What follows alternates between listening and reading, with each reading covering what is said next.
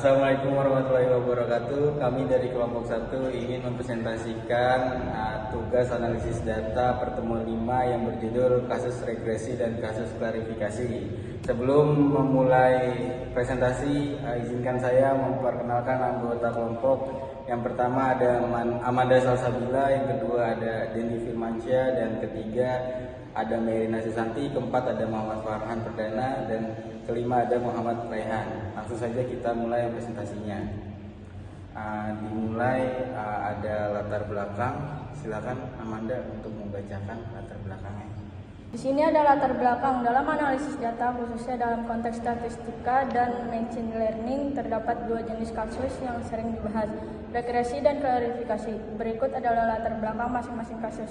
Yang pertama itu ada kasus regresi. Definisinya, regresi adalah metode statistik yang digunakan untuk memprediksi nilai kontinu berdasarkan satu atau lebih variabel independen. Contohnya termasuk memprediksi harga rumah, suhu, dan pendapatan. Yang kedua itu ada kasus klarifikasi. Definisi klarifikasi adalah metode yang digunakan untuk mengelompokkan data ke dalam kategori yang berbeda. Contohnya termasuk mengklarifikasi email sebagai spam atau bukan spam, atau mendeteksi jenis penyakit berdasarkan gejala. Lanjut, di sini ada pengertian. Silakan Merina untuk membacakan pengertiannya dari regresi.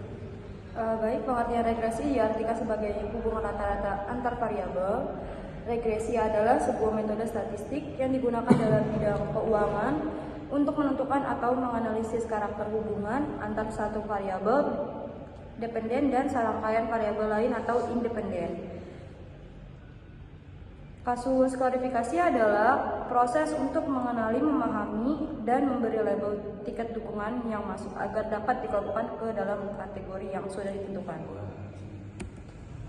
Selanjutnya ada pembahasan kasus regresi. Di sini ada contoh membuat roti. Sempurna dalam pembuatan roti.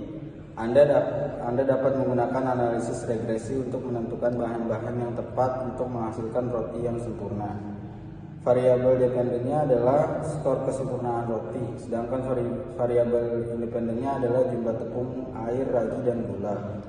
Hubungan gaji dan pengalaman kerja Anda dapat menggunakan analisis regresi untuk menggambarkan hubungan antara gaji dan pengalaman kerja seorang karyawan. Dalam hal ini gaji adalah variabel dependen, sedangkan pengalaman kerja adalah variabel independen.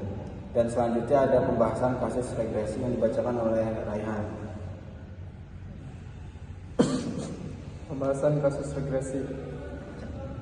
Klarifikasi makhluk hidup. Dengan adanya begitu banyak keanekaragaman makhluk hidup, maka diperlukan klasifikasi pengelompokan makhluk hidup untuk dapat dipahami dan dipelajari oleh manusia.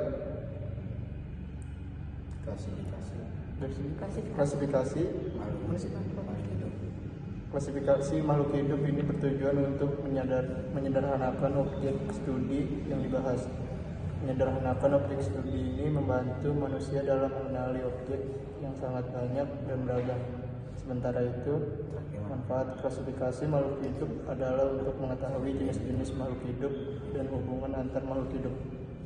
Selanjutnya ada pembahasan kasus regresi yang dibacakan oleh Dendi. Klarifikasi pustaka akan berguna bagi mereka yang membaca atau mencari informasi. Fungsi klasifikasi pustaka yaitu sebagai penyusunan buku di jajaran rak dan sebagai sarana penyusun entry bibliografis pada katalog bibliografis dan indeks dalam tata susunan yang sistematis. Merujuk pada penjelasan di atas, maka tujuan klasifikasi adalah untuk mengorganisasikan bahan pustaka dengan sistem tertentu sehingga mudah ditemukan dan dikembalikan pada tempat penyimpanan. Baik, selesai. Ini adalah presentasi dari kelompok 1. Kurang lebihnya mohon maaf. Wassalamualaikum warahmatullahi wabarakatuh.